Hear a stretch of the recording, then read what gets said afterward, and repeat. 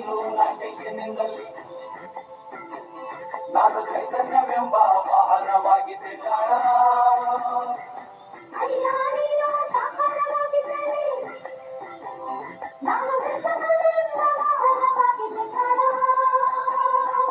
ಅಯ್ಯ ನೀನೆಲ್ಲ ಭಾವ ತಂದೆಂದರು ಜನರಾಗಿ ಬಂದಲ್ಲಿ ನಾನು ಭಕ್ತರೆಂಬ ವಾಹನವಾಗಿದ್ದೆ ಕಾಣ